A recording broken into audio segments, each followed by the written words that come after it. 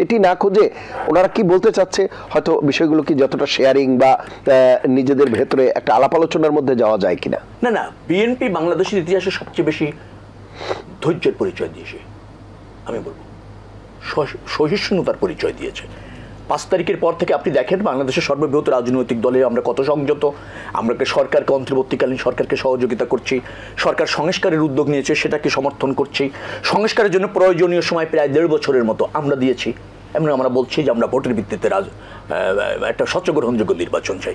আচ্ছা আপনি আমাকে বলেন তো, স্বচ্ছ গ্রহণযোগ্য নির্বাচন ভয় পেয়ে রাজনৈতিক দল করে আপনি তারপর জনপ্রিয় হয়ে এসে নির্বাচন করে ক্ষমতায় থাকতে চান বা যেতে চান, এর চেয়ে রাজনৈতিক দেউলিয়ত্ব আছে?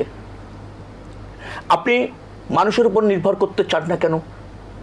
আপনি নতুন আদর্শ নিয়ে আসছেন, খুবই ভালো কথা, খুবই ভালো কথা, কিন্তু সেটা নিয়ে আপনি নির্বাচন ভয় পাচ্ছেন কেন? এটা গ্রহণযোগ্য নির্বাচন আপনি ভয় পান। আমরা তো বলছি না তুমি ক্ষমতা চাও, আমি ক্ষমতায় যাও। এবং এই অন্তর্বর্তীকালীন সরকার নিরপেক্ষ সরকার, কোনো সন্দেহ নাই। এবং আপনি যদি পক্ষ বলেন তাহলে সেটা কিছুটা হলেও জাতীয় নাগরিক পার্টির পক্ষে যাবে, অন্য কোনো জায়গায় যাবে না। তো তাদের অধীনে দ্রুততম সময় নির্বাচনে অনীহা থাকবে কেন? যদি আপনি গ্রহণযোগ্য রাজনীতির প্রতি আপনার কমিটমেন্ট থাকে, আপনার নিজের প্রতি আস্থা থাকে।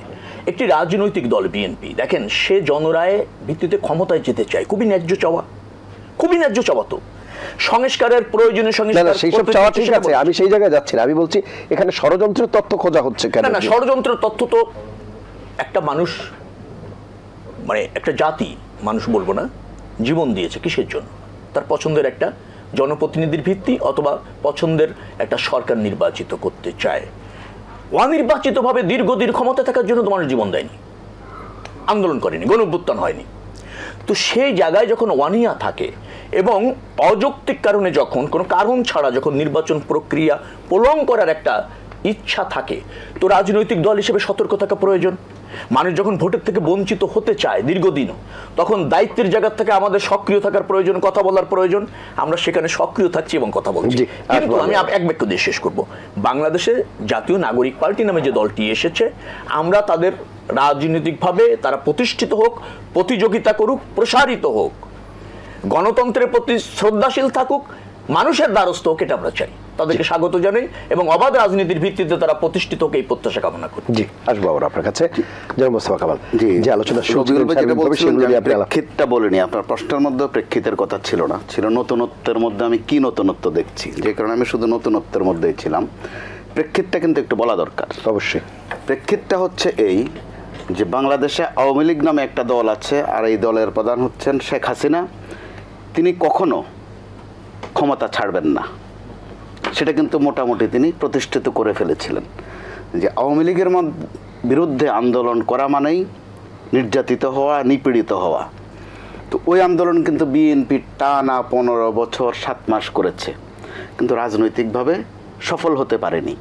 নির্যাতন নিপীড়নের প্রশ্নে বাংলাদেশে বিএনপি এবং জামাত এই দুইটা দল কিন্তু একটা উচ্চ আসনে রয়েছে যে কত নির্যাতন হতে পারে। বিএনপিকে ভাঙ্গার 3বার 4বার চেষ্টা করা হয়েছে, সফল হয়নি আওয়ামী লীগ সরকার।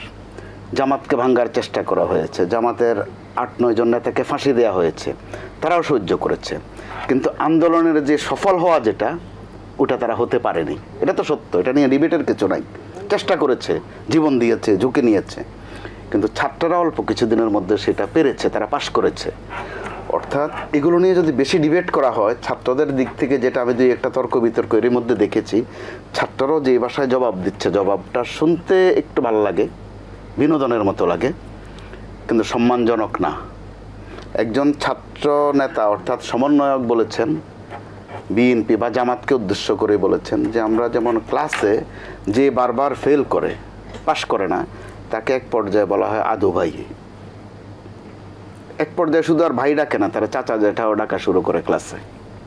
যদিও সে মেধাবী, যদিও সে পড়ে, কিন্তু পরীক্ষায় পাশ করে না। এখন ঘটনাচক্রে পরিস্থিতির অনিবার্যতা ছাত্ররা পাশ করে ফেলেছে, অল্প পড়েই ওরা পাশ করে ফেলেছে, ওদের রাজনৈতিক অভিজ্ঞতা নেই, সেটা প্রমাণিত। রাজনৈতিক অভিজ্ঞতা থাকলে কামাল ভাই আপনি এই প্রসঙ্গে বলবেন, আমি শুধু এই যে উদাহরণটি আপনি দিলেন সেটির বিষয়ে আমি বলি। আমার এখানেই কালকে আলোচনা আসছিল এবং সেখানে আলোচক রাজিকুজ্জামান রতন যেটি বলছিলেন আমি সেটি একটু উল্লেখ করে নেই, আপনার জন্য সুবিধা হবে। জি, আপনি তো বললেন ক্লাসে ক্রমান্বয়ে মানে অকৃতকার্য হওয়ার বিষয়টি, কিন্তু আমরা যদি খেলার সাথে তুলনা করি, আপনার টার্গেট হচ্ছে 356 রান জয়ের জন্য, এখন 350 রান করা হয়েছে, 1 বল বাকি আছে, 6 রান লাগবে। জি, এখন যেই প্লেয়ারটি 6 মারলো নিঃসন্দেহে তার প্রতি ফোকাসটা চলে যাবে, এটাই সে স্বাভাবিক। একেবারে তার প্রতি ফোকাস চলে যাবে। কিন্তু এই যে 350 যারা করলো তাদের অবদানকে তো আপনি তাদের অবদান বড় খাটো করতে পারবেন না, খাটো এবং করার এই কোনো সুযোগ 350 নাই। ছাড়া তো ওই 6 আসতো না। আসেনি। আমি সেটাই বলছি যে এখানে গোলমাল যেটা হয়ে গেছে, মানে ছাত্রদেরও বিষয়টি বুঝবার যে বিষয়, ছাত্রদের বুঝার ব্যাপক ঘাটতি আছে, যে কারণে তারা মাঝে মধ্যে এমন সব ভাষায় কথা বলে। ইভেন আপনি যদি ম্যান অফ দ্য ম্যাচ নির্ধারণও করতে যান তাহলে বাকিদের অবশ্যই অবদানের- ওই 6কে কোনো অবস্থাতে ম্যান অফ দ্য ম্যাচ হবে না। হবে না।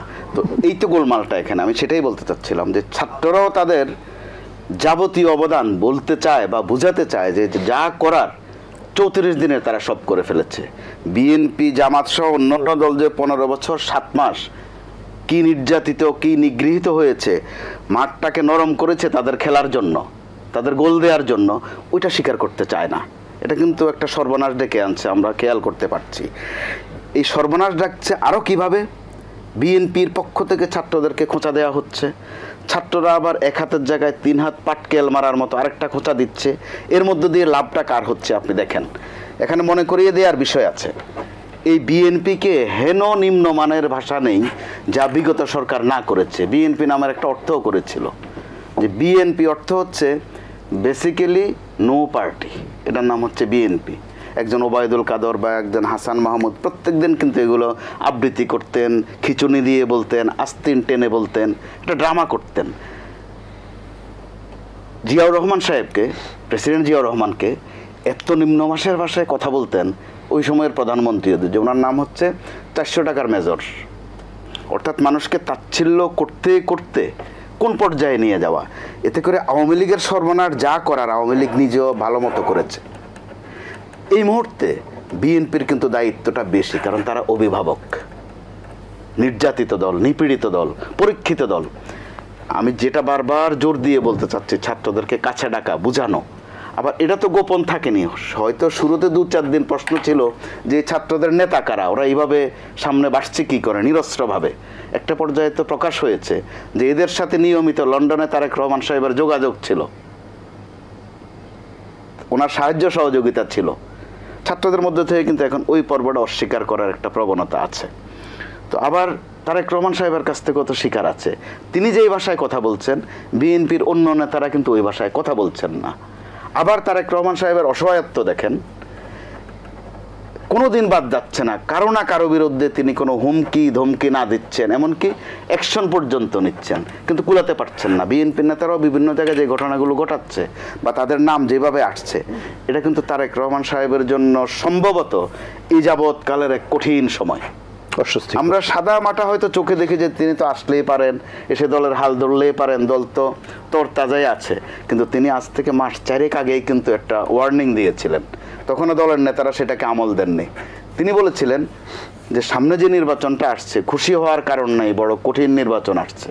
এতে করে ক্লাসে কিছু দুষ্ট ছাত্রছাত্রী থাকে, শিক্ষক যদি বলে যে সামনের পরীক্ষার প্রশ্নটা বড় কঠিন হবে, ছাত্ররা মনে করে যে স্যার তো এমন মাঝে মধ্যে বলেই, একটু ভয় দেখায় বুঝি না। তারেক রহমান সাহেব যে একদম যথার্থ বলেছেন সেটা কিন্তু আমরা গত কয়েকদিনে দেখতে পাচ্ছি যে আসলেই সামনে একটা কঠিন নির্বাচন আসছে।